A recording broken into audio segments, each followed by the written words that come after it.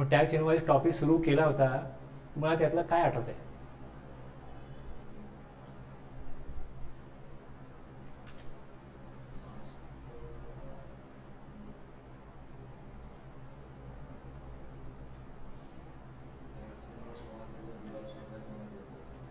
Bill of supply नंतर आला ना. पहिले आपण जेव्हा सुरुवात केली 31/1 मध्ये बिल ऑफ सप्लाय नव्हता, 31/1 मध्ये बिल ऑफ सप्लाय नव्हता, 31 सबसेक्शन 1 मध्ये आपण पहिले काय केलं, ठरवलं इकडे आपण की आपण कशा प्रकारे घ्यायचं आहे. गुड्सचे आपण सेक्शन पहिले बघू, मग सर्व्हिसचे बघू. त्याप्रमाणे आपण काय केलं, 31/1, 31/4 आणि 31/5 या 31/7 त्याच्याबद्दल 31/1 आणि 7 पहिले घेतले ना. 31/1 पहिले घेतला की गुड्ससाठी इनवॉइस इश्यू करा, पण ज्याप्रमाणे 31/1 आहे त्याप्रमाणे 31/7 तो ॲप्लिकेबल होत नाही. रूल 46 बघितला, रूल 46 नंतर 31/7 बघितला. 31/7 मध्ये 31/1 सारखं ॲप्लिकेबल करता येत नाही, म्हणून तुम्हाला दिलं इकडे या प्रकारे की नॉर्थ वेस्ट स्टँडिंगमध्ये काय सांगितलं की सबसेक्शन 1 प्रमाणे सप्लाय होतो कधी, सप्लाय कधी होतो, ज्यावेळेस कन्फर्मेशन देईल रिसिपियंट की मी माल ठेवला हा किंवा मी विकणार हा माल, त्यावेळेस इनवॉइस बनवायचा. Before or at the time of supply.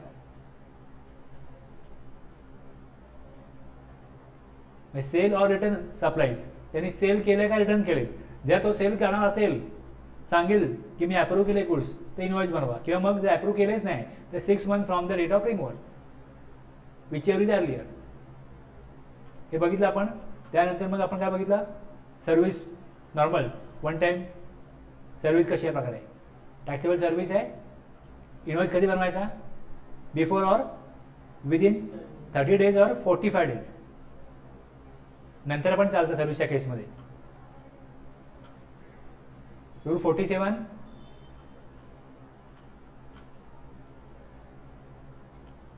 पुढे आपण काय बघितलं, रूल 48 मध्ये टाइम लिमिट.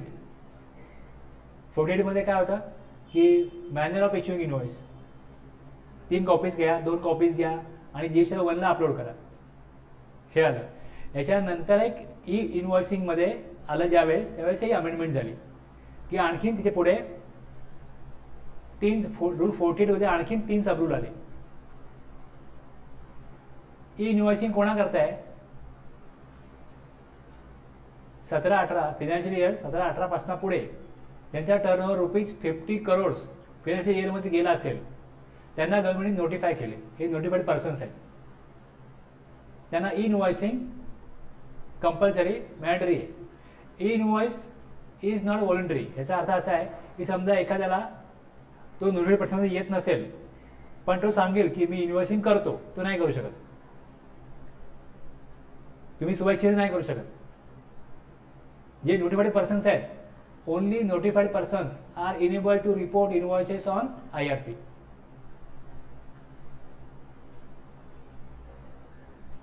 कळलं.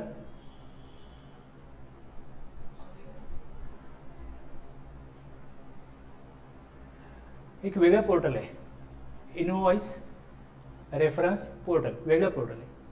तिकडे जाऊन तो इनवॉइस अपलोड करायचा.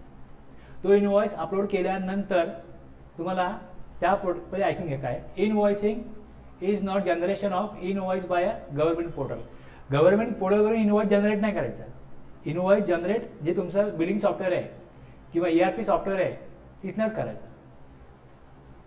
पण त्याने एक स्केमा दिला आहे. स्केमा मीन्स आता तुमच्याकडचा जो डेटा आहे तो रीड करायला पाहिजे त्या पोर्टलनी, म्हणून एक स्पेसिफिक फॉर्मॅट असतो, त्या फॉर्मॅटमध्ये तो इनवॉइस प्रिपेअर झाला पाहिजे. मग त्या स्केमाप्रमाणे तो इनवॉइस बनल्यानंतर this invoice will be reported to invoice registration portal IRP. On such reporting IRP will generate a unique invoice reference number. तिकडनं तो एक IRN देईल.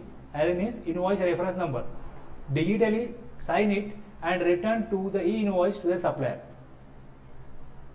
त्या पोर्टलवर तुमचा इनवॉइस प्रोसेस होईल आणि त्यानंतर तिकडे तो इनवॉइस रेफरन्स नंबर देईल. अ GST invoice will B valid only with a valid IRN. ह्या अशा प्रकारच्या प्रोसेसमधनं जो इनवॉइस आलेला आहे त्यालाच ई इनवॉइसिंग म्हणतात. बाकी कुठल्याही वेगळा इनवॉइस असेल त्याला ई इनवॉइसिंग म्हणत नाही. प्रेझेंटली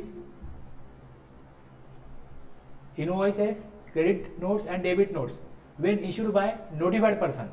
नोटिफाईड पर्सनला आत्ता फक्त जे रजिस्टर्ड रिसिपियंट आहेत म्हणजे B2B त्यांच्याकरताच फक्त ई इनवॉइसिंग करावं लागतं. तेच फक्त कव्हर केले. ओके, बाकीचे नाही आहेत. आता ई इनवॉइसेस केल्यावरती काय होतं, तर जसं ई इनवॉइसिंग तो इनवॉइस जसा अपलोड होतो ऑटोमॅटिक तो GSR 1ला पण जातो, तो ई वे बिलच्या पोर्टलला पण जातो. ऑटोमॅटिक ई वे बिल तिकडे ऑटो जनरेशन होईल आणि GSR 1ला पण ऑटो पॉप्युलेट होईल. जिथे आपण ई इनवॉइसिंग करता ॲप्रूव्ह करण्याकरता तो अपलोड केला आहे त्या पोर्टलला, ऑटोमॅटिक तिथे अप्रूव्ह झाल्यानंतर GSR 1ला पण जाईल आणि ई वे बिल पोर्टलला पण जाईल. आता हा का बेनिफिट नाही ना व्यापाऱ्यांना. ॲक्च्युली याचा बेनिफिट कोणाला आहे, याचा बेनिफिट अशा प्रकारचा आहे की खूप फेक इनवॉइस मार्केटला आहेत. फेक इनवॉइस, ते फेक इनवॉइस जे आहेत त्यांना थांबवण्याकरता गव्हर्नमेंटने इनवॉइसिंग काढले. आणि ज्यांचा टर्नओव्हर 50 करोडच्या वरती आहे त्यांच्याकरता हे कंपल्सरी केलं आहे, B2B सप्लाय करत असाल तर इनवॉइस जनरेट करा. तो इनवॉइस जनरेट केला का GSR 1ला पण जाईल तो आणि मग ई बिल पोर्टलला पण जाईल. आता गुड्स ज्यावेळेस मार्केटला पाठवले जातात त्यावेळेस इनवॉइस जनरेट झाला, तो व्हॅलिड इनवॉइस आहे. आता जे गुड्स पाठवले जातील ते ऑटोमॅटिक रिपोर्ट होतील ई वे बिलला पण. आता याच्यामध्ये ज्यावेळेस मोठ्या मोठ्या कंपन्या गुड्स पाठवतात त्यावेळेस मार्केटला एक ओपन गोष्ट आहे, अशी काही सिक्रेट नाही आहे की काही गुड्स हे विथ बिल जातात, काही गुड्स हे विदाउट बिल जातात. विदाउट बिल जे गुड्स जातात त्यांचा कुठल्याही प्रकारचा इन्कम टॅक्स भरला जात नाही, ब्लॅक मनी जनरेट होतो. एक हे आहे. दुसरं, गुड्स पाठवायचीच नाहीत पण इनवॉइस जनरेट करायचं, ही दुसरी एक प्रॅक्टिस आहे. गुड्स पाठवायचेच नाहीत किंवा सर्व्हिस ॲक्च्युली द्यायचीच नाही पण इनवॉइस द्यायचं. काय यातनं फायदा असेल कोणाला?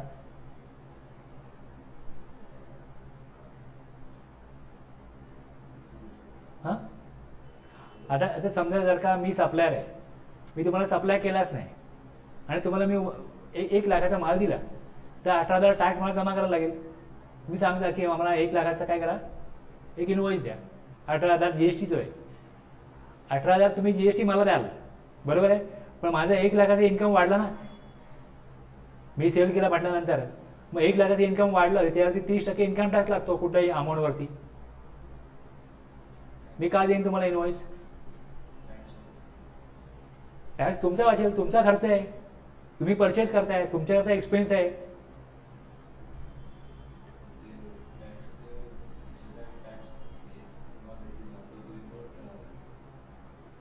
तर मला तर जमा करायला लागेल ना 18%. मला 18,000 जमा करायचे आहेत ना गव्हर्नमेंटकडे. माझा आउटवर्ड सप्लाय आहे, मी टॅक्स कलेक्ट केला 18,000, तो मला जमा करायचा आहे गव्हर्नमेंटकडे. तुम्ही त्याचा ITC घ्याल पण माझं इन्कम वाढलं ना 1 लाख, या 1 लाखावर मला इन्कम टॅक्स भरायला लागेल ना. तुमच्याकरता एक दोन्ही फायदे आहेत.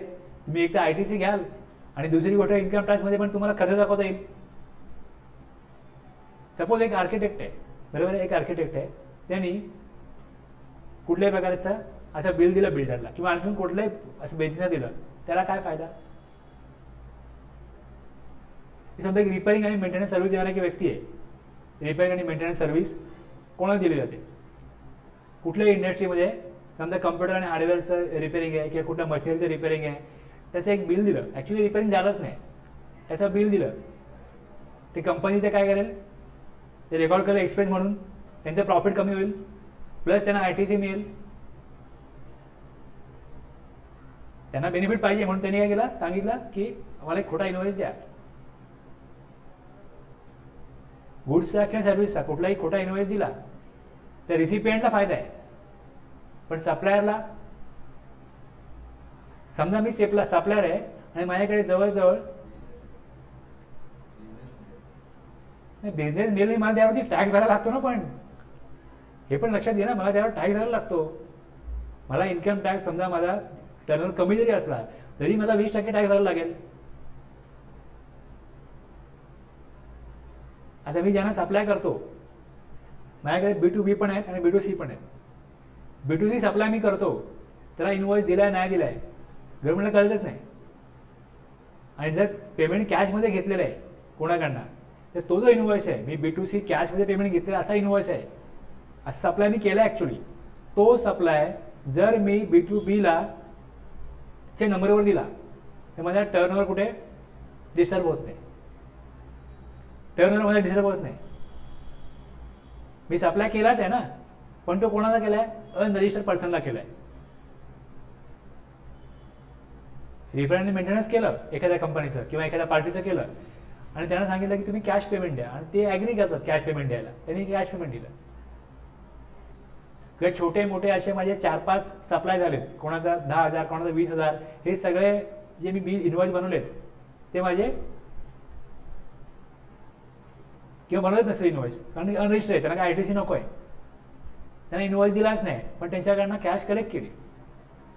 5,000, 10,000, 15,000, 20,000 असं केलं. आणि एका पार्टीने सांगितलं 1 लाखाचा इनवॉइस द्या, टॅक्सवर इनवॉइस द्या, नावावर द्या. 1 लाख जो B2C सप्लाय आहे तो मी काय केला, B2B मध्ये दिला. तर माझं इन्कम वाढत नाही ना, इन्कम तेवढंच राहतं माझं. म्हणजे इन्कम टॅक्स मला तेवढाच भरत आहे जेवढा मी सप्लाय दाखवतोय.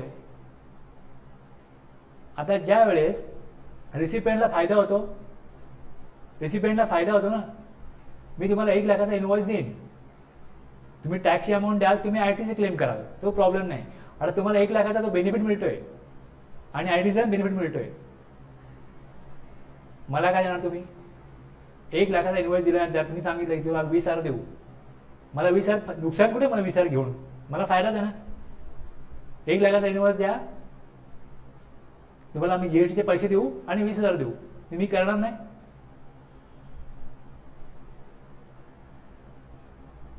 ऑलरेडी मी पैसे सप्लाय केलाच आहे, पण तो मी B2C ला केलाय, तो तुमच्या नावावर दाखवायचा. तो कोणातरी नावावर दाखवायची, तर मला 20,000 रुपये मिळत असतील, तो 1 लाखाचा सप्लाय कोणतरी नावावर दाखवायची, मला 20,000 मिळत असतील, तर मी आनंदाने करीन ना. असे इनवॉइस विकले जातात, फेक इनवॉइस ह्याला म्हणतात.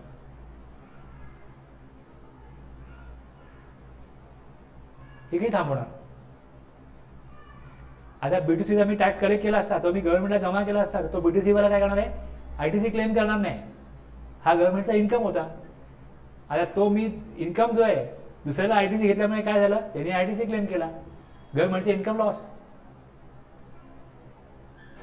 गव्हर्नमेंटने इन्कम गमावलं ना ते.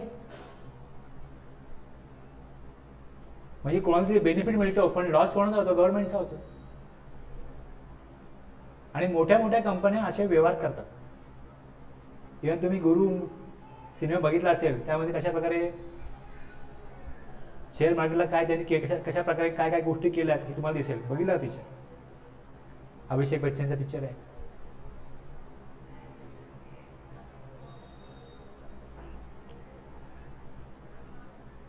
त्यामुळे याच्यामध्ये असं आम्ही जे शेअर भरतोच ना, हे बिल टाकतोच, मग इनवॉइसिंग करून तर काय कुठल्याही बिझनेसला काय बेनिफिट नाही आहे इनवॉइसिंग करून.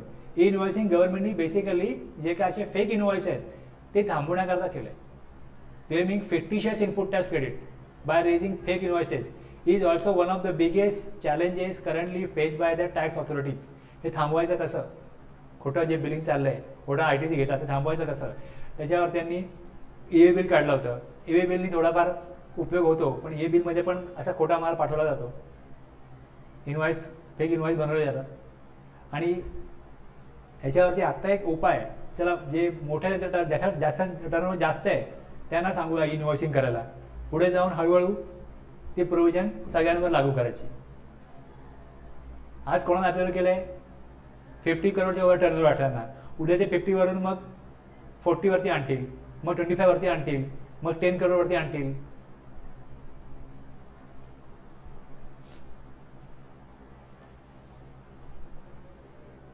त्याकरता एक फॉर्मॅट आहे.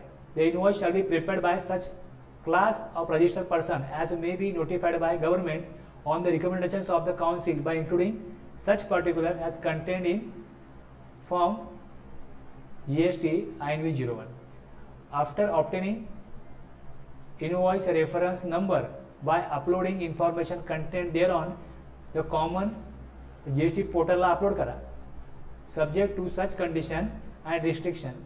आता इथे कोणाला केलंय ते जे 50 करोड त्याला आणि काय लोकांना एक्झाम पण केले. कोणाला हे करायची गरज नाही, त्यांची पण काही यादी आहे. जर ई इनव्हॉइसिंग करत असाल तर मग इकडे जे सांगितलंय वरती 2 कॉपीज 3 कॉपीज ते मग करण्याची गरज नाही ई इनव्हॉइसिंग केलं तर. ओके, त्यांना गरज नाही.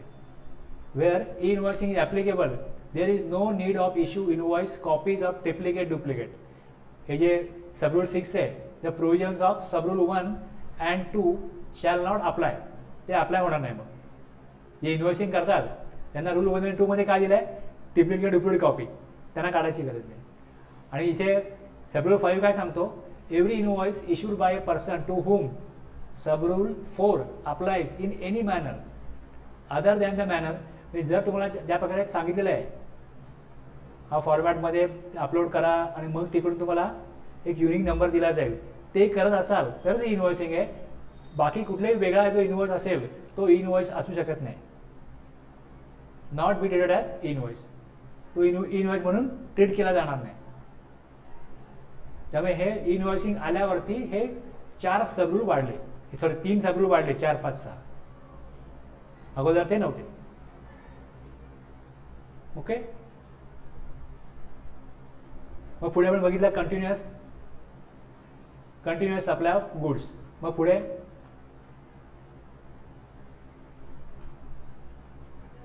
Continuous supply of services.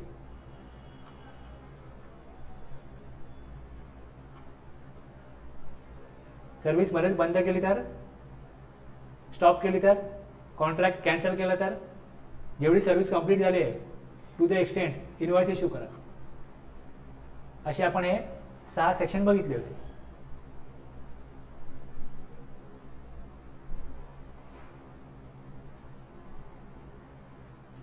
आणि हे आपण पुढे स्पेशल केसेस चालू केले होते.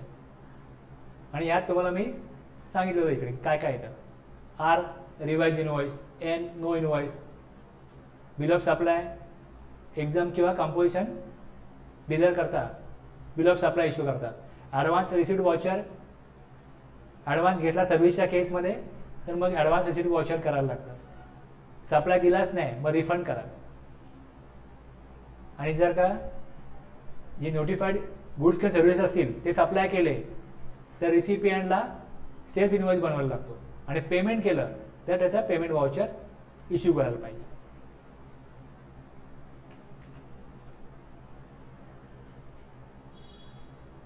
हे बघितलं होतं ना आपण. रिवाइज इनवॉइस,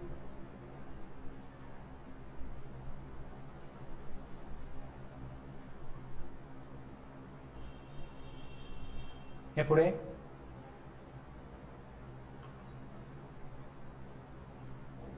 आठवतंय का एक्झाम्पल बघितलं होतं.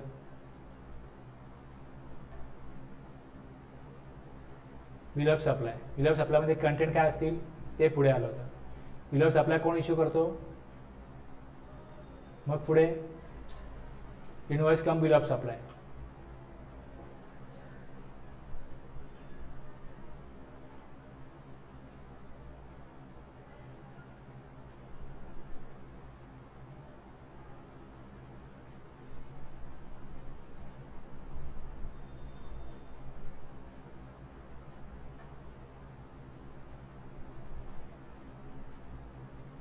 सेल्फ इनवॉइस आहे आणि दुसरं इकडे पेमेंट व्हाउचर आहे त्याचं. 9(4) मध्ये सेक्शन 9(3) आपण बघितला तर 9(4) मध्ये आपण काय बघितलं होतं, अनरजिस्टर्ड पर्सनकडनं जर का बिल्डर किंवा प्रमोटरनी जर सप्लाय घेतला तर त्यांना 100% सिमेंट जे आहे 100% डिस्ट्रीब्युशनकडून घ्यायला पाहिजे, कॅपिटल गुड्स पण घ्यायला पाहिजे, आणि 80% जे बाकीचे गुड्स किंवा सर्व्हिसेस आहेत, purchase, input and input services, 80% घ्यायला पाहिजे. अदरवाईज त्यांना RCA पेमेंट करायला लागेल. 9(3) नोटिफाईड गुड सर्व्हिसेस आणि 9(4) जे क्लास ऑफ पर्सन्स आहे ज्यांना ज्या प्रकारे लायबिलिटी दिलेली आहे रिव्हर्स चार्जवरती, ती लायबिलिटी जर आली रिव्हर्स चार्जची तर त्यांनी सेल्स इनवॉइस जनरेट करायला पाहिजे आणि पेमेंट वाउचर पण इश्यू करायचं. पेमेंट जेव्हा कराल तेव्हा सप्लायरला ज्यावेळेस पेमेंट करतील त्यावेळेस पेमेंट वाउचर इश्यू करायला पाहिजे. आणि मग आपण इथपर्यंत आलो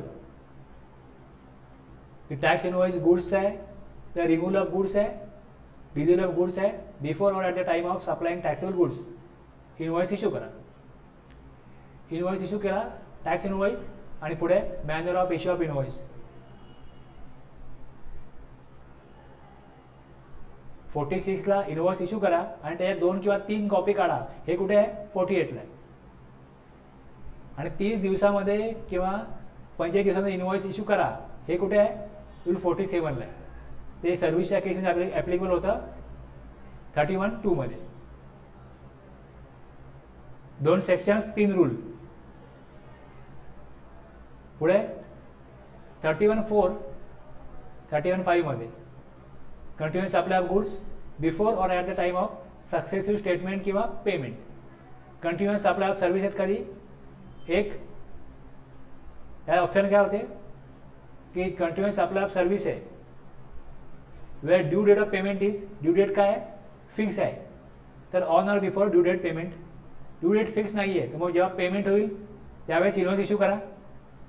आणि जर इव्हेंटला, कम्प्लिशन ऑफ इव्हेंटला पेमेंट मिळणार आहे ते इनवॉइस बिफोर किंवा मग पेमेंट जेव्हा मिळतं तेव्हा इनवॉइस इश्यू करा.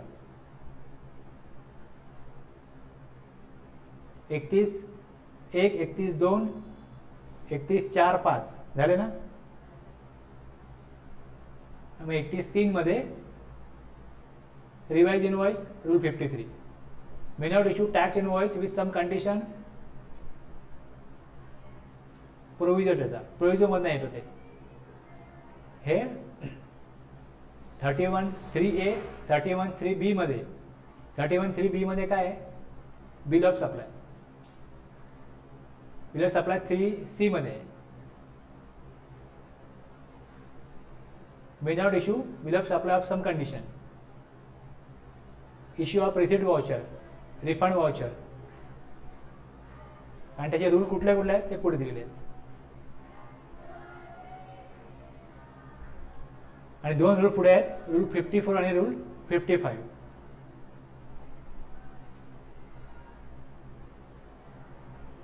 आपण जेव्हा सेशन बघितलं ना तिकडे कुठला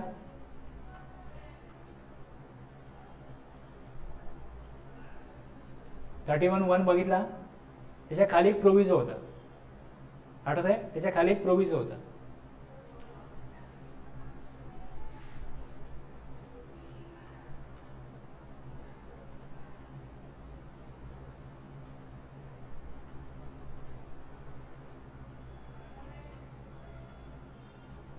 आहे ना इकडे?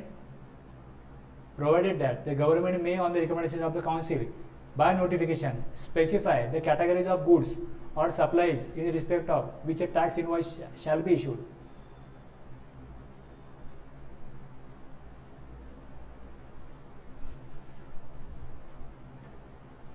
काही कॅटेगरी ऑफ गुड्सला, काही कॅटेगरीज ऑफ गुड्ससाठी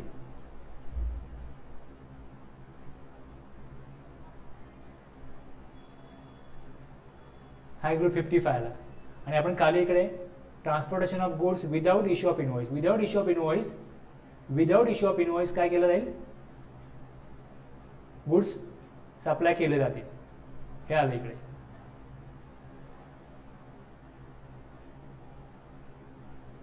काही कॅटेगरी ऑफ गुड्स आहेत ते without issue of invoice supply केले जाऊ शकतात. हा इथे प्रोव्हिजो आहे. आणि दुसरा इकडे आपण जेव्हा सर्व्हिसचं बघितलं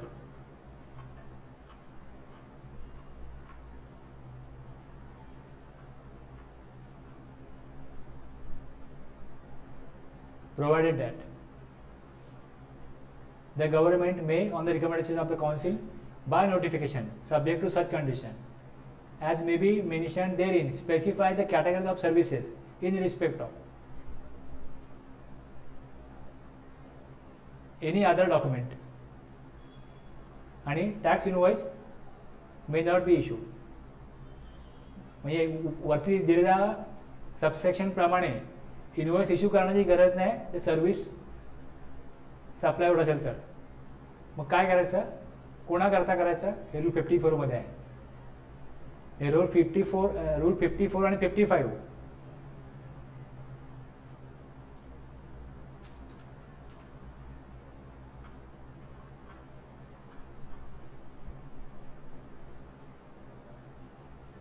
हे बघा, हे तिथनं आलेले आहेत. IED असेल, input service distributor. Input service distributor आहे ना, कोण असतो, एखादी बँक आहे, त्यांच्या अनेक शाखा आहेत, किंवा एखादी टेलिकॉम कंपनी आहे, त्यांच्या प्रत्येक स्टेटमध्ये त्यांचा बिझनेस आहे. मग त्यांना प्रत्येक स्टेटमध्ये काय करायला लागतं, रजिस्ट्रेशन घ्यायला लागतं. पण जर अशी सर्व्हिस आहे की जी त्यांनी सगळ्या ब्रँच करायला दिलेली आहे, पण त्याचा इनवॉइस जर का हेड ऑफिसच्या नावाने आला तर ते हेड ऑफिसच्या नावे जमा होतं. मग हेड ऑफिस काय करतं की एक वेगळं रजिस्ट्रेशन घेतं ISD म्हणून, आणि ते रजिस्ट्रेशन घेतल्यानंतर जर अशा प्रकारचा त्या ऑफिसचा सप्लाय नसेल तर मग ह्या नंबरवरती सप्लाय घेतला जातो. कुठल्या नंबरवरती, जो स्पेशल नंबर आहे त्याच्यावर सप्लाय घेतला जातो. आणि मग तो जो सप्लाय घेतला जाईल ISD म्हणून एक वेगळा रिटर्नचा फॉर्म असतो. इनपुट सर्व्हिस डिस्ट्रीब्युटर म्हणून वेगळा फॉर्म असतो.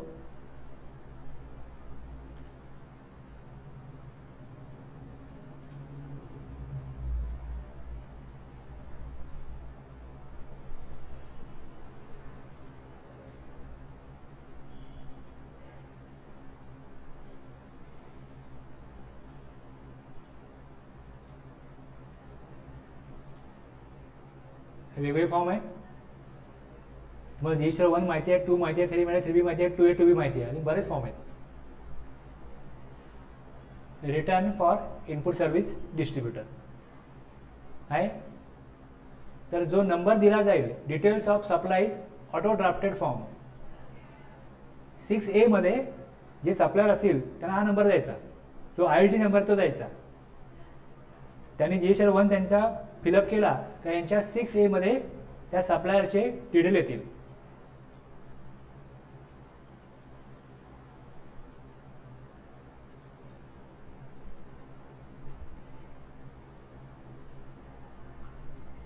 दिसतोय फॉर्म बघा. आता input tax credit received for distribution. Distribute कोणाला करायचे, जे इनवॉइस आलेत ना, माझ्याकडे जे इनवॉइस आलेत, ITC आला तर माझा नाही आहे, तो तुमच्या तिघांचा आहे.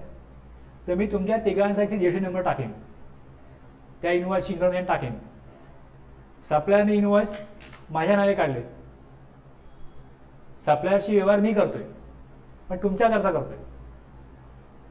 सप्लायरला काय सांगतो मी, या तिघांना पण सर्व्हिस दे, पण इनवॉइस माझ्या नावाने दे, पेमेंट मी देईन, कारण कंपनी एकच आहे. मग ज्यावेळेस एखादी कंपनी त्यांच्या वेगवेगळ्या ब्रँचेस करता सप्लायरकडनं सर्व्हिस घेते, तर सप्लायर काय करणार, सर्व्हिस तिघांना पण देणार. पण सर्व्हिसचं जे काही ॲडमिनिस्ट्रेशन आहे, म्हणजे त्याची बोलणी आहे, त्याच्याकडनं रेट फायनल करून घेणे, कोटेशन घेणे, हे सगळं कोण करतं, मुख्य ब्रँच करते. त्यामुळे इनवॉइस त्यांच्या नावे येतो.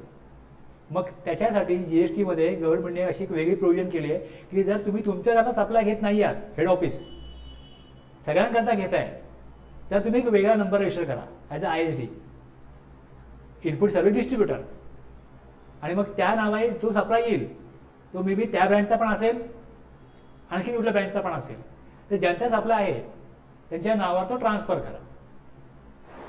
दिसतं इकडे, ते नंबर टाकायचे. Input tax credit received for distribution. Received for distribution total ITC eligible आणि distribution of input tax credit reported in 4. या 4 मध्ये जे अमाऊंट दिली तो कोणाकोणाचा आहे, इकडे रजिस्ट्रेशन नंबर येतील. हे टाकल्यानंतर मग काय होईल, त्यांच्या 2A मध्ये जाईल. कळलं, प्रोसेस कळली. जर तुम्ही 2A बघाल, details of auto drafted supplies, 2A मध्ये पार्ट ए असतो, पार्ट बी असतो. बी मध्ये बघा IEG क्रेडिट रिसिव्ड, IEG कडनं जे क्रेडिट येईल ते पार्ट बी मध्ये दिसेल. जर गव्हर्नमेंटला अगर तुम्ही सप्लाय केला असेल तर गव्हर्नमेंट TDS डिडक्ट करतं, ते पार्ट सी मध्ये दिसतं. TDS आणि TCS कलेक्ट कोण करतं, ई-कॉम ऑपरेटर, तो इथे येईल. आणि इथे आपण प्रोसेस केल्यानंतर ही जी अमाऊंट आहे ही कॅशला जाते, ही अमाऊंट कॅश लेजरला जाते, क्रेडिटला जात नाही. जर तुम्ही बघाल तुमच्या 2A मध्ये पार्ट ए, पार्ट बी आणि पार्ट सी अशा प्रकारे ऑप्शन दिसतील. तर IID जर का रिटर्न फाईल केला असेल, IID काय करणार, जे सांगणार, जे IIDच्या नावाने जे क्रेडिट आलेलं आहे ते क्रेडिट IIDचं नाही आहे. एक महाराष्ट्र बँक त्यांचं आहे, दुसरं गोवा आहे त्यांचं आहे, तिसरं कर्नाटक आहे त्यांचं आहे, त्यांच्या नंबरवरती तो जो ITC आहे तो ट्रान्सफर करा.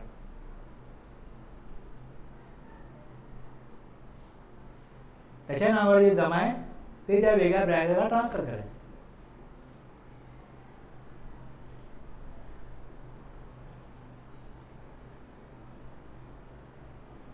And input service distributor invoices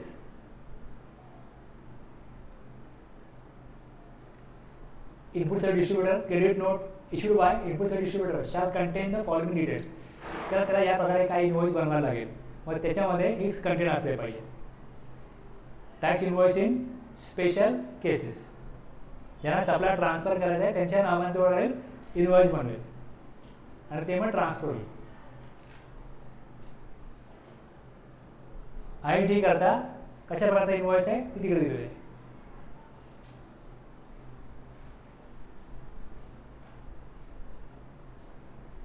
आणि दुसरं काय प्रोव्हिजन काय, provided that where the input service distributor is an office of a banking company or a financial institution including non-banking financial company, a tax invoice shall include any document in lieu thereof by whatever name called, whether or not serially numbered but containing information mentioned above.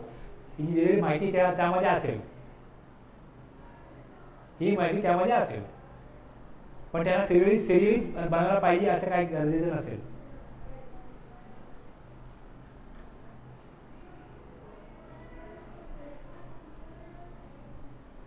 दूसरा काय,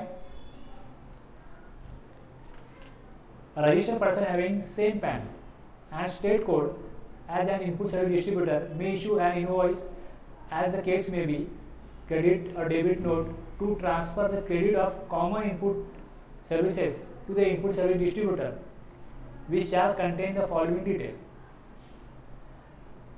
काय काय त्यामध्ये असलं पाहिजे हे दिलेलं आहे.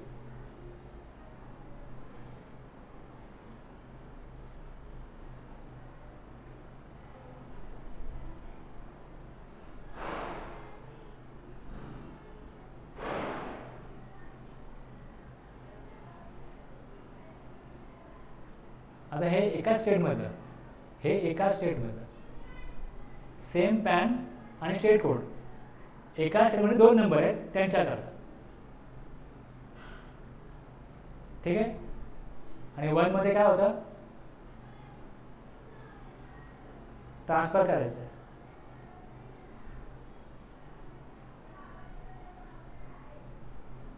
हे IIG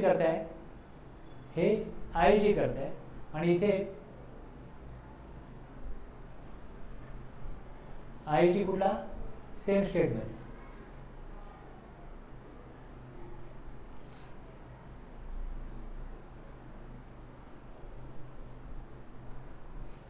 तुम्ही बँकेमध्ये कुठल्याही प्रकारचे चार्जेस बँक लावते, तुम्ही बँकेमध्ये GST नंबर दिलाय,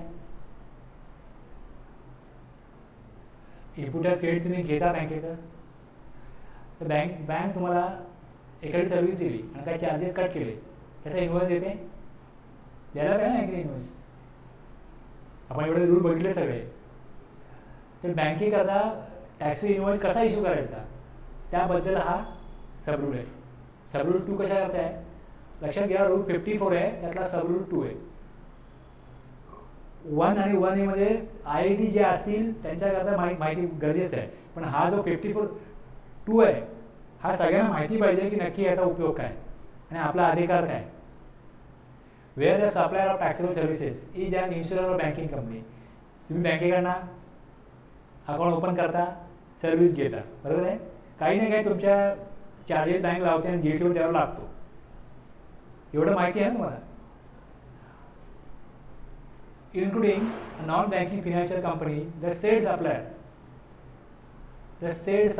म्हणजे bank issue a consolidated tax invoice or any other document in lieu thereof by whatever name called for the supply of services made during a month at the end of the month. महिन्याच्या एंडला एक invoice issue करा.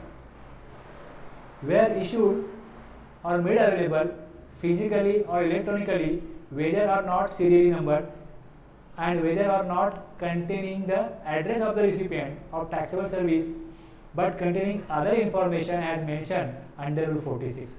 Rule 46 प्रमाणे बँकेला पण सांगितलं आहे की काही एक्सक्यूज देऊन इन्व्हॉइस इश्यू करा.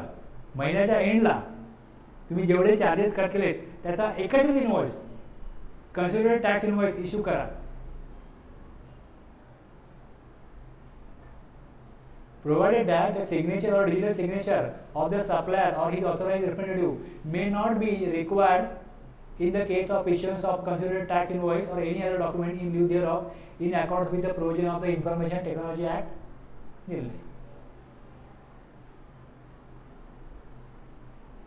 आता हा नियम मी यांना जेव्हा सांगितला काही लोकांना, ते बँकेमध्ये जाऊन इन्व्हॉइस मागतात आणि बँक त्यांना इन्व्हॉइस देते. काय चार्जेस कट केलेले आहेत, तुम्हाला आम्ही नंबर दिलाय, तुम्ही अपलोड केले आमच्या नावावर, इन्व्हॉइस द्या. कारण की तुम्ही जर ITC क्लेम करत असाल तर तुमचे डॉक्युमेंट प्रूफ पाहिजे. बरे तो ITC क्लेम करतात कारण बँक तो GST अपलोड करते, हे ITC क्लेम करत, पण डॉक्युमेंट नाही यांच्याकडे, माहिती पण नाही की डॉक्युमेंट आपल्याला ठेवायला लागतं, तरच आपण ITC क्लेम करू शकतो. जेन्युअनली मी पेमेंट दिलेलं आहे, बँकेने चार्जेस कट केलेले आहेत, त्यांनी गव्हर्नमेंटला GST जमा केला आहे, मग ITC क्लेम घेण्याकरता मी सर्व्हिस घेतली तर प्रूव्ह होईल, पण डॉक्युमेंट नाही ना तुमच्याकडे.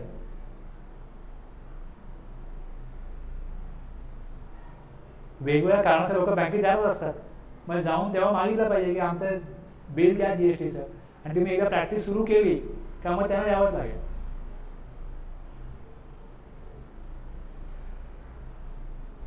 कारण सांगतात काय ते आता मॅडमच नाही आल्या, उद्या या, परवा या, असं कसं.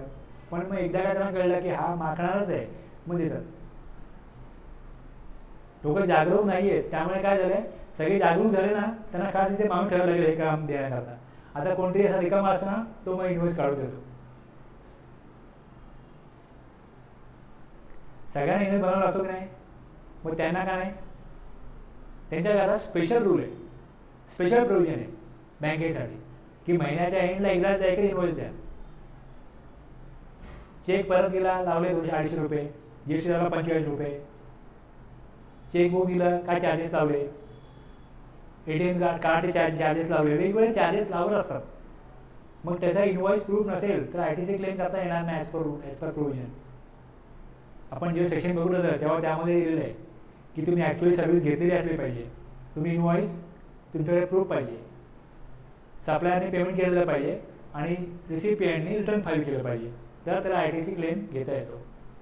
सगळं ओके आहे, पण तुमचे डॉक्युमेंट प्रूफ नाही.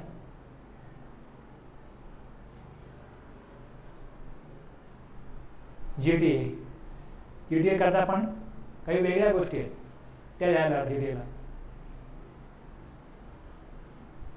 Where the supplier of taxable service is goods transport agency supplying services in relation to transportation of goods by road in goods carriage, the said supplier shall issue a tax invoice or any other document in lieu thereof by whatever name called containing the gross weight. He extra माहिती आहे, ही द्यायला लागते. Gross weight of the consignment, name of the consigner, the consignee, registration number of goods carriage in which the goods are transported, गाडीचा number, त्या व्हेकलचा number, details of goods transported, details of place of origin, कुठला goods तुम्ही घेऊन चाललाय ते कुठे पोहोचवणार, destination of goods and service tax identity, number of person, कोण जीएसटी भरणार आहे, liable for paying tax, whether as consignee भरणार आहे टॅक्स का कन्सायनी भरणार आहे का मग जीटीए भरणार आहे GST, and also containing other information as mention under rule 46. Rule 46 माहिती भरायचीच आहे, प्लस जीटीए करता आणखीन काय डिटेल भरायचे. चौथं, पॅसेंजर ट्रान्सपोर्ट सर्व्हिस. तुम्ही बसनी वगैरे शिर्डीला वगैरे गेलात, कसं कुठे गेलात, तिकीट काढलाय प्रायव्हेट बसनी, नाही ना. आता पॅसेंजर ट्रान्सपोर्ट सर्व्हिस जे अशा प्रायव्हेट ट्रान्सपोर्टर आहेत ते देत असतील, रोज बस जाते, मग यांचा जो ॲग्रिगेट टर्नओव्हर आहे तो कधी ना कधी 20 लाख महिन्यात का 6-8 महिन्यात क्रॉस होत असेल ना.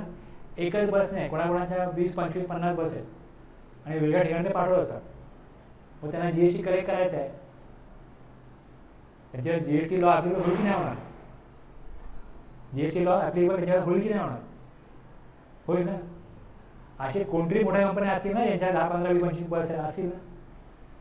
Tax invoice shall include ticket in any form by whatever name called, whether or not serially numbered and whether or not containing the address of the recipient or service but containing other information as mentioned under Rule 46.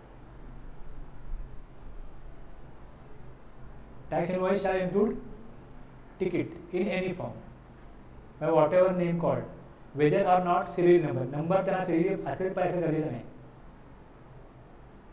रिसिपियंटचा address असलाच पाहिजे गरजेचं नाही, but containing rule 46 मध्ये जी information आहे ती असली पाहिजे. Okay.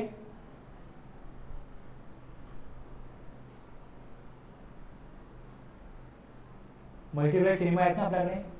Registered person supplying services by way of admission to exhibition of cinematograph films in multiplex screens. आपण आता ऑनलाईन बुकिंग करतो ना, करता तुम्ही हां पिक्चरला ऑनलाईन बुकिंग होतं, तिकीट मिळतं आपल्याला. Multiplex screen shall be required to issue an electronic ticket and the sale electronic ticket shall be deem to be a tax invoice. वेगळा इन्व्हॉइस बनवायची गरज नाही, तर जे इलेक्ट्रॉनिक तिकीट आहे तेच टॅक्स इन्व्हॉइस आहे for all purpose of the act, even if such ticket does not contain the details of the recipient of service but contains the other information as mentioned under Rule 46. आणि provision काय सांगतो, provided that the supplier of such service in screen other than multiplex screen may at his option follow the above procedure. इथे जे बाकीचे single स्क्रीनवर जे काही theatre असतील ते पण 4A प्रमाणे इन्व्हॉइस त्यांना पण अलाउड आहे सर्वांना.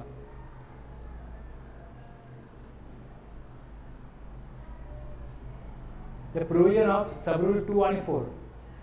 सबरूल 2 आणि 4. 2 कोणाकरता होता, बँकिंग कंपनी, आणि 4 passenger transport service. shall apply mutatis to the document issued under Rule 49. 49 मध्ये कोण येतं, काय बघितलं आपण, bill of supply. Rule 50 advance. पुढे रिफंड. 52, 53 revise invoice. यांना आपण रूल 2 आणि 4 मध्ये जर का हे दोन बिझनेस येत असतील तर त्यांना याच रूलप्रमाणे हा जो शब्द आहे म्युटॅटिस अगदी कट टू कट नाही, पण 19-20 तुम्ही त्याचप्रमाणे ते ॲप्लिकेबल करा. सबरूल 2 आणि 4 जो आहे तो डॉक्युमेंट इश्यू करतो आपण, या जसं 46 मध्ये करतो ॲप्लिकेबल, तसं इकडे जर का टॅक्सेबल सप्लाय नसेल तर मग काही बिल ऑफ सप्लाय येईल. टॅक्स फ्री मूवी असेल तर बिल ऑफ सप्लाय येईल. मग त्यावेळेस तुम्ही काय कराल, बिल ऑफ सप्लाय घ्याल, मग तो त्याचप्रमाणे तो पण अप्लाय करा. त्याचप्रमाणे करा. ही सर्व्हिसेस करता होतं की वेगळ्या प्रकारचे इनवॉइस कसे कोणाकरता बनवायचे हे रूल 54ला होतं सर्व्हिसच्या केसमध्ये. आणि गुड्सच्या बाबतीमध्ये जर का इनवॉइस बनवणं जमणार नसेल आणि स्पेसिफिक सप्लाय, तर मग तुम्ही काय करा, इनवॉइस नका बनवू, डिलिव्हरी चलन बनवा. Transportation of goods without issue of invoice हे कोणाला अलाउड केलं आहे, तर हे 4 प्रकारचे सप्लाय आहेत त्यांना अलाउड केले. Liquid gas where the quantity at the time of removal from the place of business of the supplier is not known.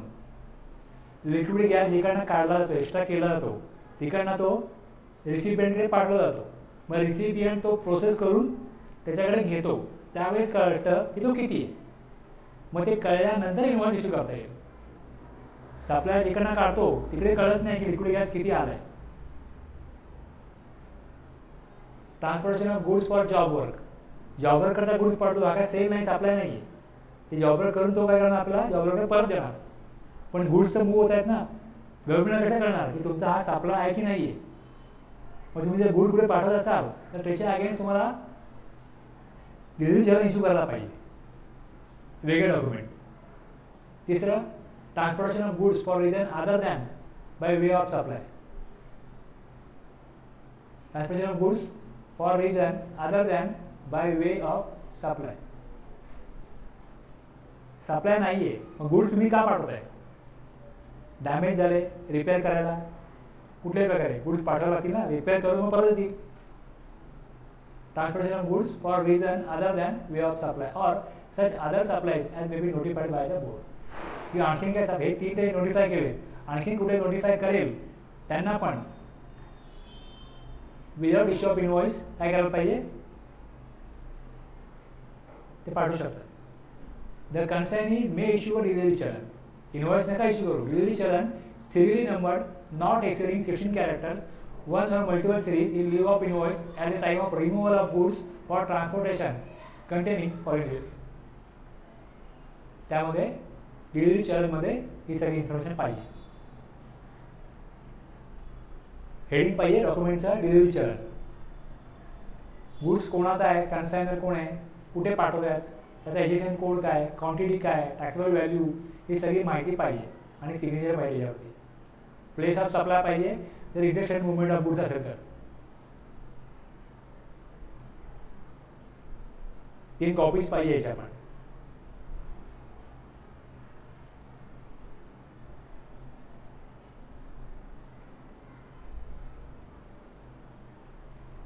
आणि हे पण ह्याचा पण रूल 138 आहे, ई-वे बिल्स आहे. जर हे गुड्स तुम्ही घेऊन चालला आहे तर तो डिलिव्हरी चलन बनवण्यावरती त्याचाच ई-वे पण जनरेट करायला पाहिजे. जर त्याला ई-वे बिलची प्रोव्हिजन ॲप्लिकेबल होत असेल तर ई-वे बिल पण जनरेट करायला पाहिजे.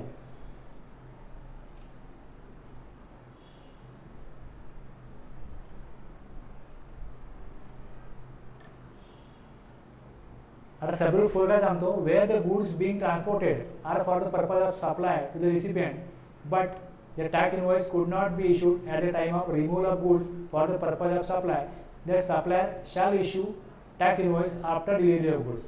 जसं तो गॅसच्या बाबतीमध्ये तेव्हा सप्लाय क्वांटिटी काही माहीत नव्हती तुम्हाला, त्यामुळे रेट माहीत नव्हता. मग ज्यावेळेस तुम्ही डिलिव्हरी कराल त्यानंतर इन्व्हॉइस इश्यू करा. where the goods are being transported in semi knocked down or completely knocked down condition. म्हणजे गुड्स मशिनरी आहे त्याचे पार्ट्स आहेत ना सुटे करायचे, वेगळे करायचे कम्प्लिटली किंवा काही प्रमाणात नॉकडाऊन किंवा सेमी नॉकडाऊन, आणि ते पण ट्रान्सपोर्ट करायचे. ते एकाच वेळेला ट्रान्सपोर्ट होत नसतील, 2-3 गाड्यांमध्ये पाठवावं लागत असतील, the supplier shall issue the complete invoice before dispatch of the first consignment. पहिल्या कन्साइनमेंटला पूर्ण इनवॉइस सप्लाय आहे पण गुड्स पाठवतात कसे वेगवेगळे करून. The supplier shall issue a delivery चलन for each of the subsequent consignment, giving reference of the invoice. Each consignment shall be accompanied by copies of corresponding delivery chलन. इनवॉइस पहिले पाठवा आणि बाकी मग त्या इनवॉइस नंबरचा रेफरन्स द्या delivery चलनमध्ये. along with a duly certified copy of the invoice. The original copy of the invoice shall be sent along with the last consignment. काय दिलं बघा, the supplier shall issue the complete invoice before dispatch of first consignment. पहिल्या कन्साइनमेंटच्या अगोदर issue invoice करा. The supplier shall issue a delivery challan of each the subsequent consignment. प्रत्येक एका भागामध्ये कन्साइनमेंट पाठवता येईल त्याचे डिलिव्हरी चलन इश्यू करा आणि जी ओरिजिनल कॉपी आहे ती लास्ट कन्साइनमेंट बरोबर पाठवा. ती लास्ट कन्साइनमेंट बरोबर पाठवा.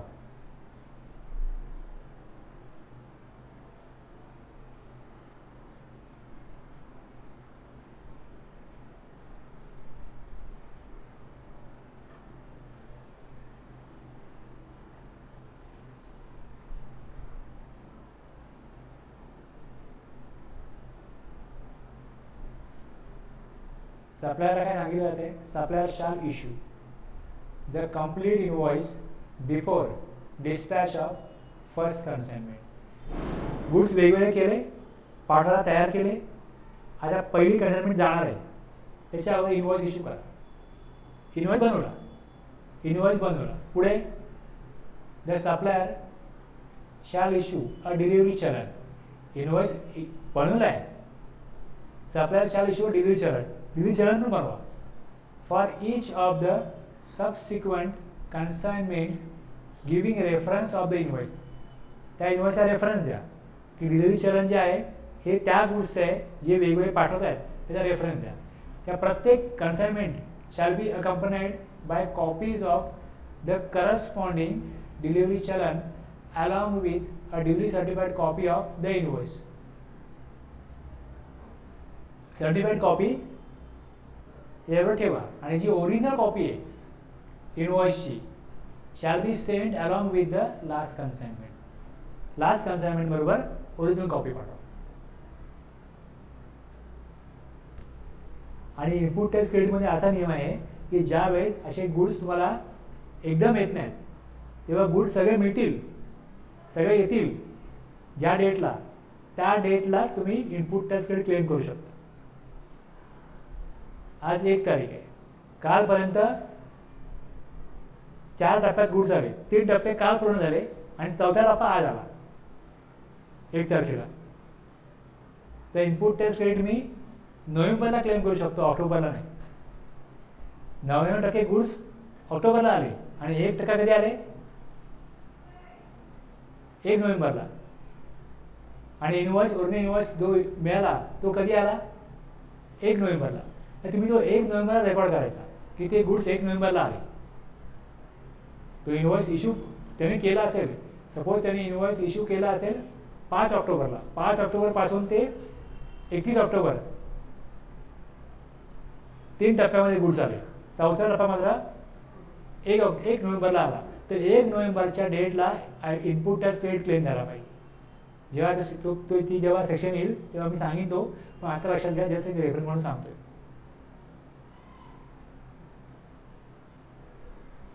55A. The person in charge of conveyance shall carry a copy of the tax invoice or bill of supply issued in accordance with the rule 46, 46A, 49. Invoice cum bill of supply आणि bill of supply हे issue होतं ते जर का goods transport करतात, तो in-charge आहे ट्रान्सपोर्टचा, त्याने ते इनवॉइस कॅरी करावे. In such case where such person is not required to carry EV bill under this rule. जे EV bill असेल तर मग not required. In a case where such person is not required to carry an EV bill under these rules.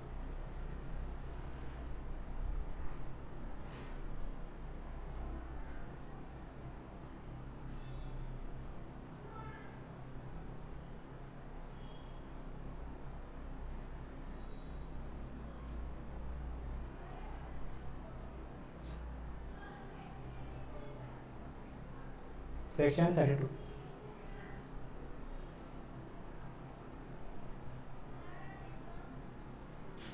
A person who is not a registered person shall not collect in respect of any supply of goods or services or both any amount by way of tax under this act. जो person register नाही आहे तो supply करत असेल गुड्सचा किंवा सर्व्हिसेसचा, त्यांनी tax collect करू नये.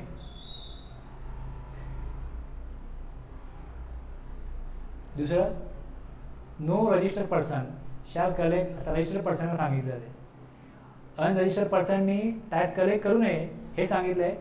आणि सेक्शन 2 काय सांगतो, no registered person shall collect tax except in accordance with the provision of this act or the rules made thereunder. Unregistered person tax collect करू शकत नाही आणि जो रजिस्टर्ड पर्सन आहे त्यांनी नियमाप्रमाणे टॅक्स कलेक्ट करावा, तरतुदीप्रमाणे टॅक्स कलेक्ट करावा. सेक्शनमध्ये काय आहेत, तरतुदी आहे आणि रूलमध्ये नियम आहेत.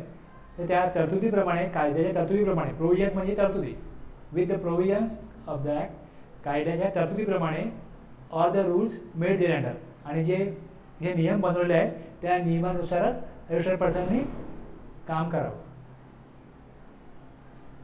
म्हणजे कायद्याच्या चौकटीत राहून टॅक्स कलेक्ट करा, रजिस्टर्ड पर्सनला हे सांगितलं. Notwithstanding anything containing this act, हे बघा काय, या ॲक्टमध्ये कुठेही काय दिलं असू दे, okay, or any other law for the time being source where any supply is made for consideration, every person who is liable to pay tax for such supply shall prominently indicate in all documents relating to assessment, tax invoice and other like document. म्हणजे जसं आपण बघितलं tax invoice आहे, advance receipt आहे किंवा refund आहे, तिथे the amount of tax which shall form part of price at which such supply is made. ते with liable to pay tax for such supply shall prominently indicate all documents. Amount of tax जो आहे ती proper दाखवली असली पाहिजे की tax किती भरायचा आहे, टॅक्स किती घेतलेला आहे, टॅक्स किती मी कलेक्ट केला आहे रिसिपियंटकडनं, हे त्यावरती व्यवस्थित दिसलं पाहिजे. Prominently indicate in all documents who is liable to pay, every person who is liable to pay tax. But इथे फार काय नाही आहे, तिथे काय फार रिलेव्हन्स नाही आहे. चौथीमध्ये काय, क्रेडिट आणि debit note. Credit debit note आहे. वेअर अ टॅक्स इनवॉइस असं पहिले होतं, ते अमेंडमेंट झाली आणि इथे तुम्ही where one or more tax invoice have been issued for supply of any goods or services or both, and taxable value or tax charge in that tax invoice is found to be exceed.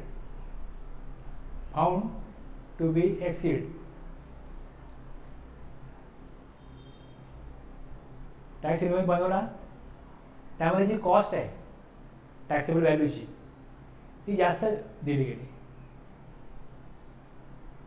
Actually value ठरली होती 92 पण दाखवली गेली 95. असं होऊ शकतं की त्यांचं बोलणं चाललं आहे की नाही आम्हाला 92च पाहिजे आणि तुम्ही ॲग्री केलं होतं, म्हणजे सप्लायर तुम्ही ॲग्री केलं होतं पण तुम्ही 95च त्यामध्ये इनवॉइस बनवलं गेला. आता इनवॉइस बनवला, मग रिसिपंट काय बोलेल 92 ठरलं होतं आपलं, ॲग्रीमेंट बघा, ठीक आहे ॲग्री, मग आता तुम्ही 3 रुपये एक्स्ट्रा चार्ज केले. टॅक्सेबल व्हॅल्यू जी आहे ती एक्स्ट्रा दाखवली गेली, त्यामुळे टॅक्स पण एक्स्ट्रा लागला ना.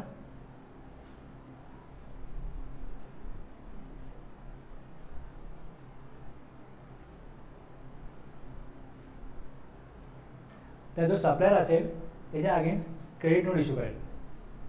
मे issue to the recipient one or more credit note for supplies made in a financial year containing such particulars as may be prescribed. जसं आपला टॅक्स इनवॉइस असतो तेच सगळे कंटेंट क्रेडिट नोटला पण असतील, फक्त त्यामध्ये तुमची किती व्हॅल्यू कमी झाली आहे ती व्हॅल्यू येईल. गुड्स काय परत पाठवत नाही होत या केसमध्ये, व्हॅल्यू फक्त वाढलेली आहे. मग किती व्हॅल्यू वाढली आता असे तुमचे 3, 4, 5 इनवॉइस महिन्याभरात गेले असतील, मग तुम्हाला त्या 5 इनवॉइसच्या अगेन्स्ट एक इनवॉइस बनवा किंवा मोर क्रेडिट नोट, एकाच एक बनवा किंवा अनेक टॅक्स इनवॉइसला एक क्रेडिट नोट बनवा. दुसरी केस काय होते, जेव्हा गुड्स परत येतात, where the goods supplied are return by the recipient. पहिल्यांदा मी 100 सोप पाठवले, ते 98च गेले, मग सप्लायर काय करेल, मला डेबिट नोट पाठवेल. त्याच्या अगेन्स्ट ॲज अ सप्लायर मी पहिली क्रेडिट नोट बनवेन. ही माझी पहिली क्रेडिट नोट. रिपोर्ट झाला की 2 साबण कमी गेले, त्यामुळे काय करायचं आहे, 2 साबणच्या अगेन्स्ट क्रेडिट नोट बनवायची.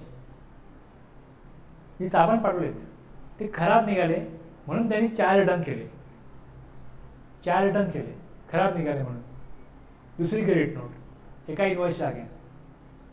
त्यानंतर दिवाळी संपली, आता आपण मोठी साबण घेत नाही, उरलेले मोठी साबण परत पाठवा.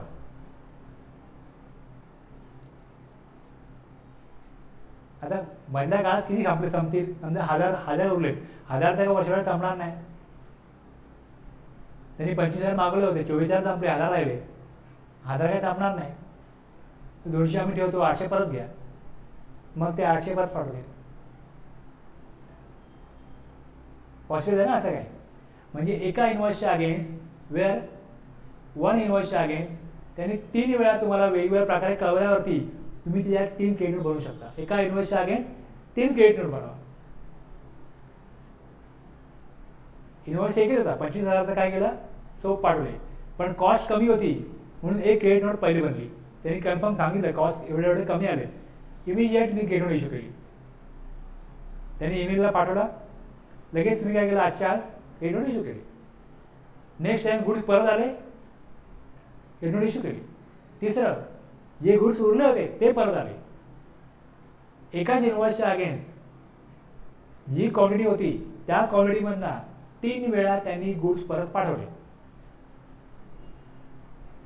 साहजिक आहे तेवढी अमाऊंट कमी येणार, मग त्याच्या अगेन्स्ट तुम्ही 3 इनवॉइस इश्यू करा, 3 क्रेडिट नोट इश्यू करा किंवा 1 और मोर क्रेडिट नोट इश्यू करा, चालेल. काय दिलं, वेअर 1 और मोर टॅक्स इनवॉइस. टॅक्स इनवॉइस एकच आहे का अनेक आहे. समजा टॅक्स इनवॉइस 3 होते, तर मी एकाच त्याचे क्रेडिट नोट बनवू शकतो, 1 और मोर. किंवा टॅक्स इनवॉइस एक होता, पण त्याच्या अगेन्स्ट मी 3 क्रेडिट नोट बनवू शकतो. कळलं. व्यवस्था कोणाची आहे, सप्लायरची. सप्लायरचं म्हणणं असं आहे, आम्हाला ज्या दिवशी कळेल की या इनवॉइसच्या अगेन्स्ट गुड्स रिटर्न आमचं क्रेडिट लगेच बनले आहे, आम्ही लिहून ठेवणार नाही, पेंडिंग नाही. खराब आहे म्हणून परत आले, इनवॉइस तोच आहे ना, लगेच दुसरी क्रेडिट नोट. आणि मग माल खपला नाही म्हणून परत आला, एका इनवॉइसच्या अगेन्स्ट आमच्या सिस्टीममध्ये आमच्या पॉलिसीप्रमाणे 3 क्रेडिट नोट बनतात. ही एक व्यवस्था आहे, बरोबर आहे. तुमच्या कंपनीने सांगितलं की आपण क्रेडिट नोट महिन्याच्या एंडला बनवायच्या. त्यांनी कळलं ना, क्रेडिट नोटचा इश्यू बाजूला ठेवून द्या बाजूला. की जे पहिले कळवले शॉर्ट गेले, लिहून ठेवा, सिस्टम वेगळा मेंटेन करा. Short invoice reported. दुसरं, खराब म्हणून परत आले, लिहून ठेवा. डॅमेज गुड्स परत आले, इनवॉइस नंबर लिहून ठेवा. त्यानंतर तिसरं, किती पण इनवॉइस इश्यू हो, आपल्याला जेवढे गुड्स कमी करायचे आहेत, जेवढी अमाऊंट कमी करायची आहे, त्याचा आपण महिन्याच्या एंडला एकच क्रेडिट बनवायची बस.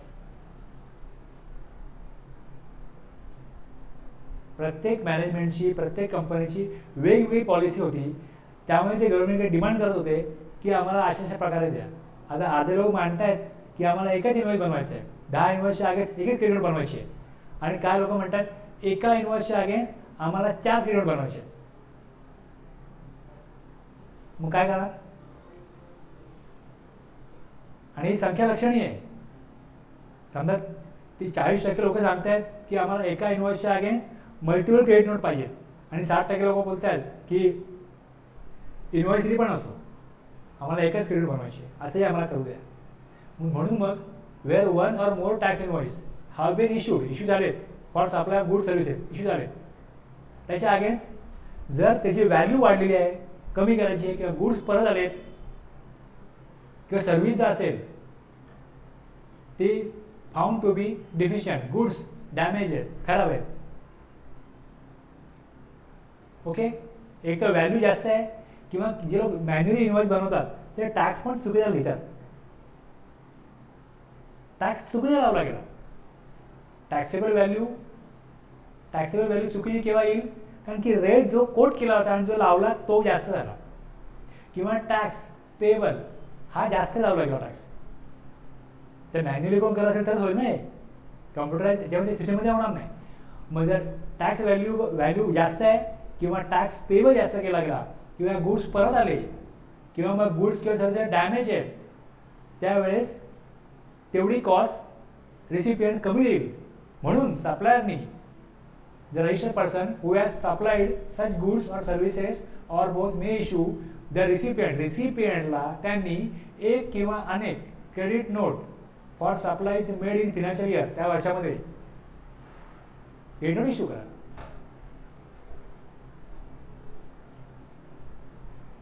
ओके,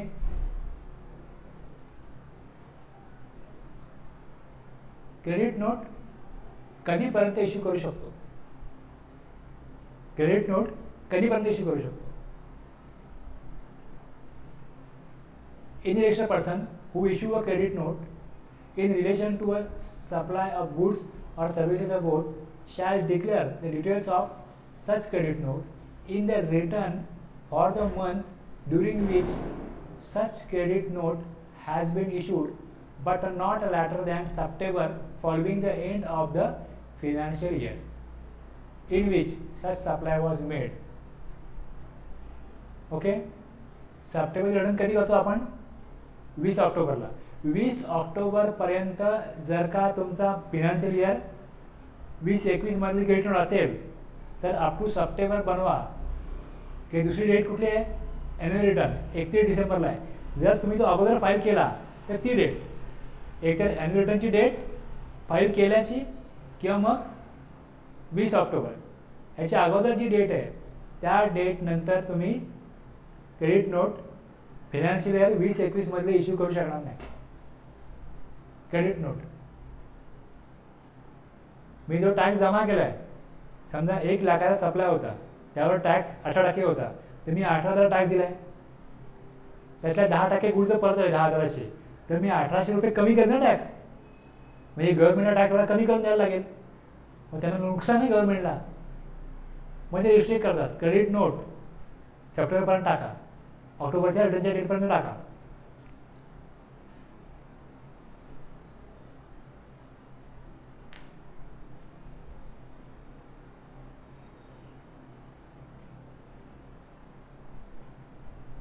आणि जर हेच उलटं झालं, हे जर उलटं झालं, जर कॉस्ट कमी झाली म्हणून क्रेडिट नोट आहे, कॉस्ट वाढली तर मला कॉस्ट वाढवायची आहे, म्हणजे मी 95 बोललो होतो पण मी चुकून 92 टाकले, कॉस्ट कमी झाली, किंवा जे सोप 100 होते ते 110 दिले गेले, मे बी दुसऱ्यांची 110ची ऑर्डर होती ती तुम्हाला दिली, तुम्हाला 110 पोचलेत, तुम्ही ॲक्सेप्ट केलं, ठीक आहे राहू दे, 110 चालतील मला.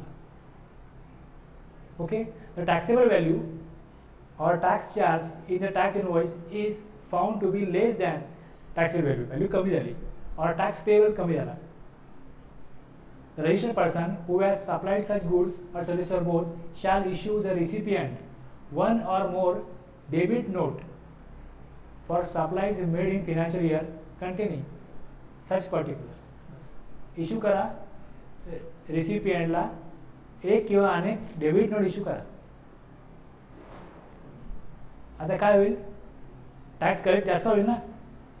तुम्हाला 110 साबण गेले होते पण मी इनवॉइस 100 बनवला होता, आता डेबिट नोट बनवून गव्हर्नमेंटला मी एका टॅक्स देईन, मग गव्हर्नमेंट सांगेल का सप्टेंबरपर्यंत द्या.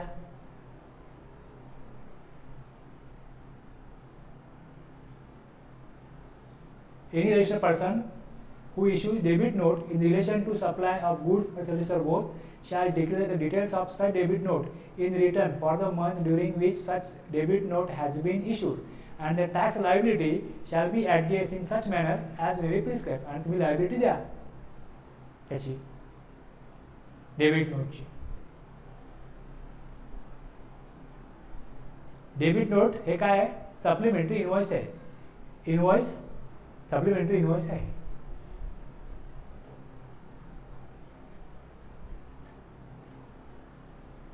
कळलं? हे वन आणि मोरचा पहिला ऑप्शन नव्हता, नंतर आला, अमेंडमेंट करून आला.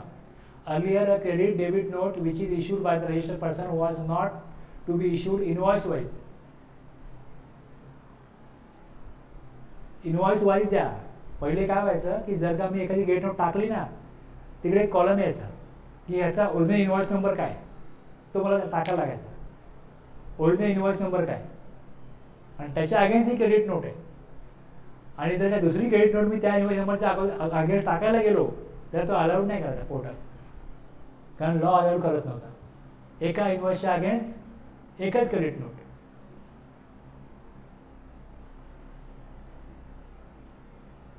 मग त्यांनी तो ऑप्शनच काढून टाकला पोर्टलवरनं.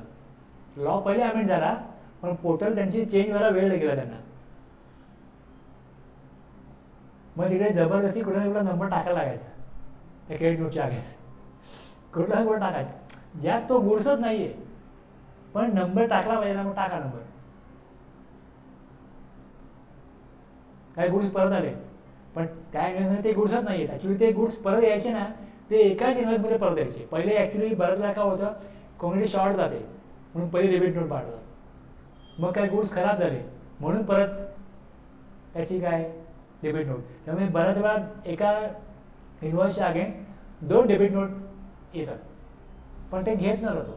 मग दुसरी डेबिट नोट दुसऱ्या इन्व्हॉइसच्या अगेन्स्ट दाखवून द्या. किंवा मग आपल्याला माहिती आहे की तो घेणार नाही आहे, मग ह्याच्या 2 डेबिट नोट ज्या आल्या त्या एकत्र करून ती क्वांटिटी मग एकच क्रेडिट नोट टाकायची, असे करायला लागायचं.